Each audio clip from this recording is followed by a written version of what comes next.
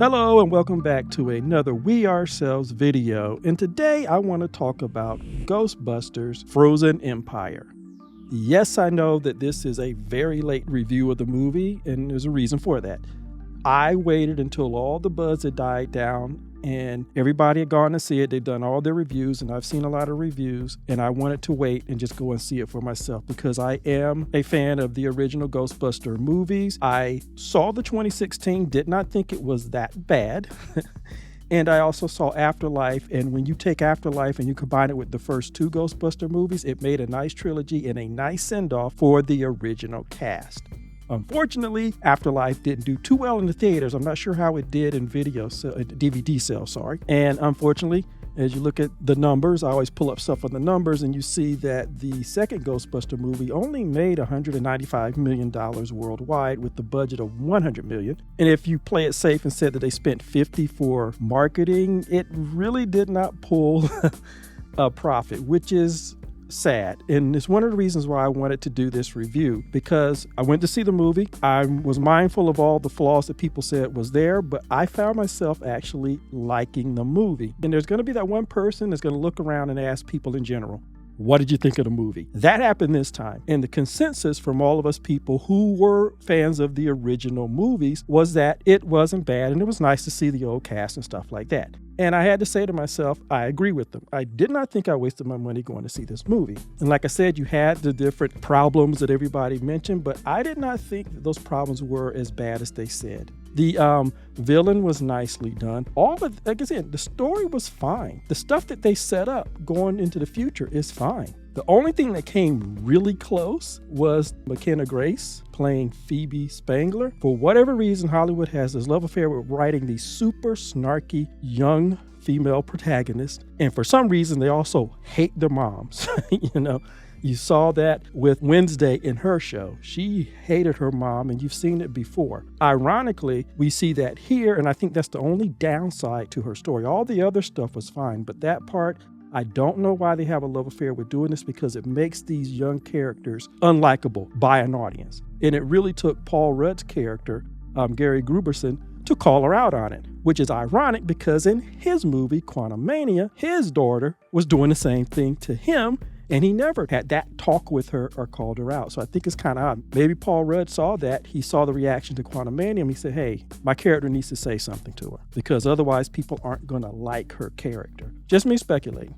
But one of the things that I want to say here, the movie was fine. It's sad that it did not make its budget back. And I think that's happened to a lot of movies when the movies aren't that bad. It's just that people have gotten into this rut and this lack of trust because of all the negative reviews and everybody saying that everybody has fatigue of everything, which is baloney. I just think a lot of people are just opting not to go see something, or they're waiting for it to come on streaming service. And that's something that the industry is really going to have to figure out still.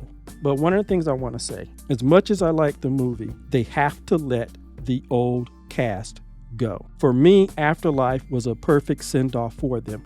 This movie should have been about the new characters. Dan Aykroyd and Bill Murray, they're looking and feeling their age. You can feel it on the screen.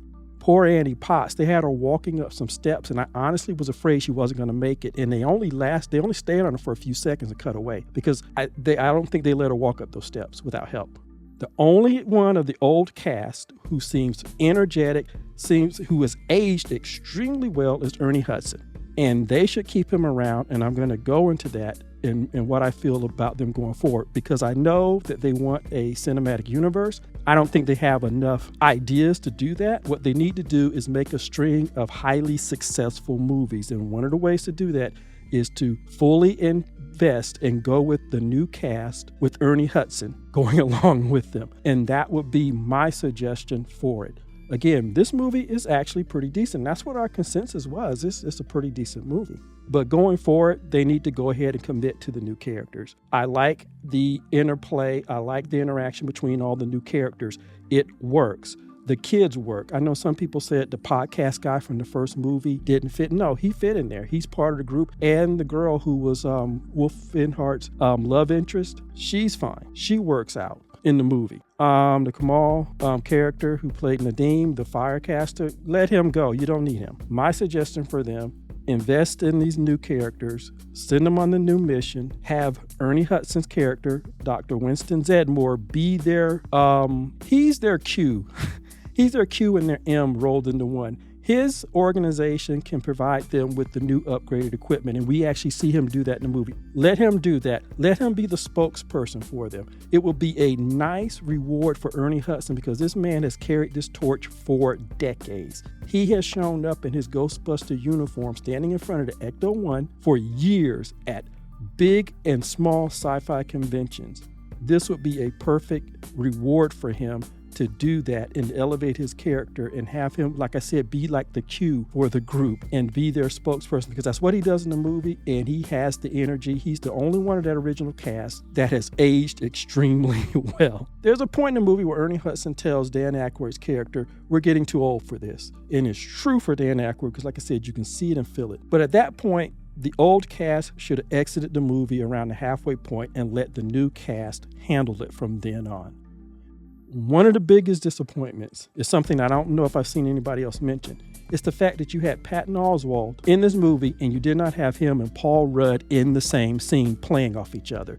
You got to let that go forward. You establish Patton Oswalt, you give him a really nice lair from where he works, you show where it is. He replaces Dan Aykroyd's character. He's the one that they go to for all of the things. And then every time you do that, you always have Paul Rudd go and you have those two comedians in the same scene. And if you do that, you will have a nice nucleus going forward and have a good story. And I think you can make a successful series of movies. All of these characters are more than young enough to do 10 more years of movies. Anyway, those are my thoughts on the Ghostbuster Frozen Empire. Again, check it out on streaming if you want to, or go check it out in the theaters. As always, like, subscribe, and share, and I will see you the next time.